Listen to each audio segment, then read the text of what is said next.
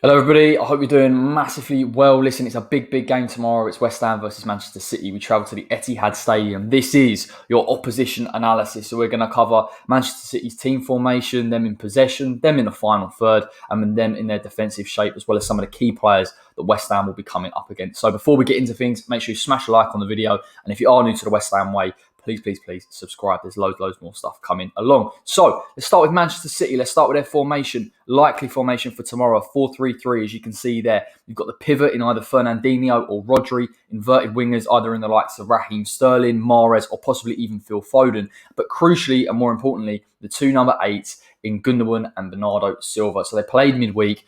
I believe Bernardo Silva got the goal as well. So I imagine that he will start. He's an important cog in this Manchester City side. We know Gundogan's ability to make runs from deep. He's absolutely crucial. The way that this Manchester City side play, they need these number 8s to make those runs in behind. And as you can see here, you've got the number 9 dropping deep, the false 9 likely to be Kevin De Bruyne. And again, as long as those two 8s commit forward and they bring in one of those inverted wingers into the box, Manchester City can always break down teams in a low block. And that's something that West Ham definitely need to watch out for tomorrow. In terms of possession, you can see, interestingly enough, that the false 9 will almost drop back into the midfield. And what essentially it creates is a little bit of a diamond shape. And we know how good Manchester City are in terms of their technicality on the ball, their ability to play past players. They're press resistant. They're willing and able. Rodri, despite being a pivot, is very good in terms of taking that ball, running into the midfield and playing it off. And when you've got two number 8s either side of you, it's very easy to play through. Now, it makes it very difficult for West Ham to go and press that ball and try and win it, because ultimately when you've got the likes of Gundogan and Bernardo Silva, as well as possibly KDB, coming into those deeper central areas, it allows Manchester City to pick the ball up and force West Ham out of shape. So why you see a lot of teams, particularly Everton, sitting in that low block for large periods of the game is because they want to avoid that midfield battle. In fact, Everton actually bypassed it. They pressed with the front four, they tried to get into Richarlison, and they played a back three, very similar to how I imagine West Ham will play tomorrow. But what they did was when they got the ball, they bypassed it because they know that in midfield, Manchester City are likely to dominate. If you go and press them and try and win that midfield battle, Manchester City also have the ability to win the ball. And you can see here, Rodri, and you've got the likes of John Stones and Diaz, they'll effectively become a back three. They want to push their fullbacks up a little bit further forward. They want to go through those phases of play. And normally they'll use the likes of Cancelo, Zinchenko, picking up the ball, trying to stretch West Ham out of position, particularly when we're in our shape or particularly when we're trying to press them. And it invites West Ham to go and try and win that ball. And we know that when they've got numbers in midfield, naturally they can beat players. Then you've got the final third for Manchester City, which is interesting because you normally associate a false 9 with not being able to break down a low block, but actually the fact that, as I touched on, KDB can come deep, but equally he can make those runs into the box. If Jesus plays, he can also do that, and obviously he's more of a natural number 9. But crucially above all of this, you've got the fact that Gundogan and Bernardo Silva are willing to make those runs in the box. I think Silva is happy to go and pick that ball up wide, stretch the play if he needs to. Gundogan can do that, but Gundogan's strengths lie in making those late runs into the box. And we saw midweek as well in the Champions League, his ability to make that run and take players out of position is what concerns me, particularly coming up against a side like Manchester City. But as you can see here, Cancelo almost playing as a pivot right next to Rodri. Cancelo is a nightmare, and I'll touch on it very shortly in this video. But the fact that he can come into those inverted positions, he can play almost like an 8. It gives those two centre-backs protection. We talk about them playing the high line, but Pep Guardiola and his team are incredibly intelligent in terms of how they manage that space. But equally also, he can go and push up into the box. He can try and create chances. And you're seeing this season in terms of progressive runs, Cancelo getting more into the box and trying to play off the likes of KDB and Bernardo Silva. Equally, you've got the wide players. You've got either Sterling, possibly Mahrez.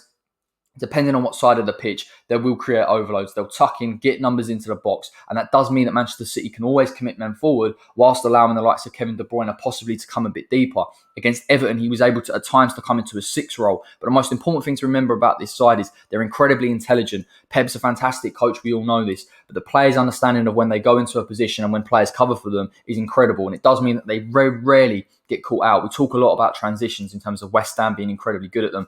But against Manchester City, if West Ham aren't quick enough, if we're not dynamic enough, possibly even if we try and play through the midfield, it'll be too easy for Manchester City to get into those positions and try and nullify West Ham, particularly on the counter. And as I touched on, KDB dropping particularly a little bit deeper and allowing that overload to go in beyond, and him being able to use his vision and passing range, and that is what can unlock teams in a low block. Manchester City were way too reliant on Kevin De Bruyne for the past couple of seasons, using the wide players. I think they had Sane, Sterling, and they overloaded and they create overlaps with their wide players in terms of the fullbacks. They don't play like that anymore. They can play through the lines, and having De Bruyne coming into those deeper areas and unlocking defences and allowing the two midfielders to go in beyond is what allows Manchester City to still be potent.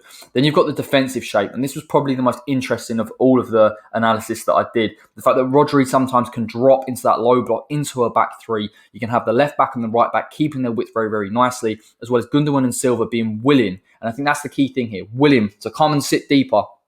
We associate someone like Pep Guardiola dominating possession and them not getting hurt too many times and them not losing the ball. But actually, when Everton got the ball against Manchester City, Rodri was more than willing to drop into those spaces in between Diaz and Stones. And it makes it so hard to break down a team like that. For them to be able to go from a progressive side, a high line side, and then when they lose possession to get very, very quickly back into that shape and allow the fullbacks essentially to keep the width as well. So what it means is it's very, very difficult to play through those central areas, and equally it's difficult to play in terms of the wide areas and exploit them. You can naturally create overloads in those areas. If West Ham play a wing-back system, again, it is an option. But you see here, you've got the likes of possibly Sterling and Mahrez.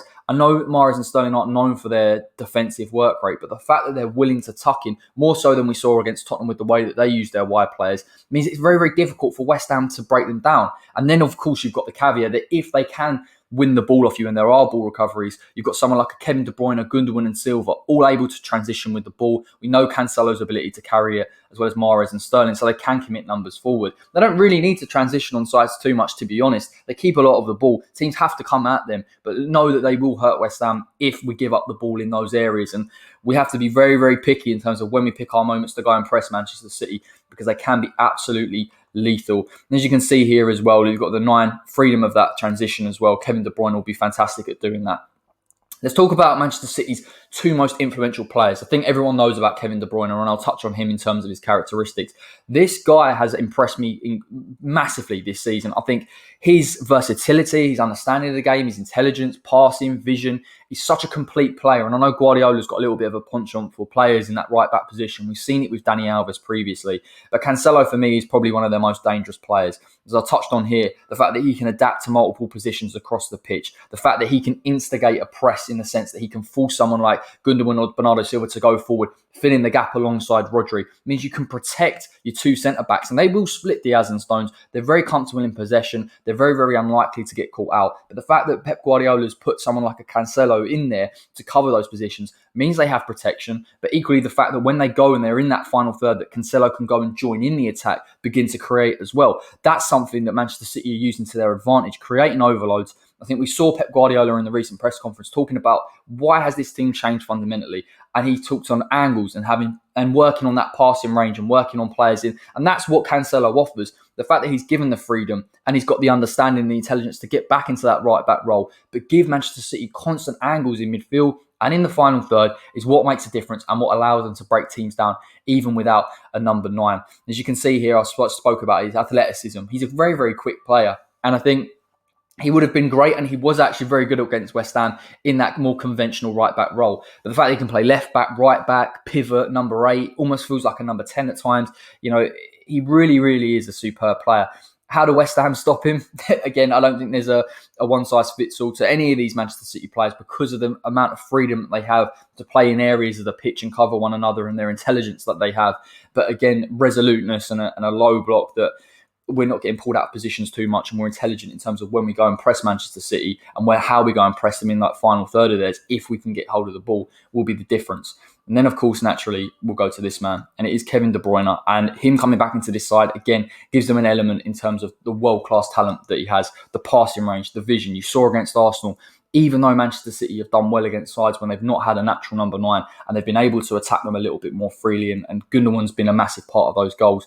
It's somebody like Kevin De Bruyne that's able to just drop into a 6 role, possibly even an 8, go wide. He didn't really play as a focal point, but the fact that he can introduce players in beyond, and the fact that he's got that quality of the final pass. It's not to say Bernardo Silva and Gundogan don't have that, but actually freeing them up and allowing them to play in more attacking areas, and as we're seeing, getting a few more goals, is down to De Bruyne coming back into that side.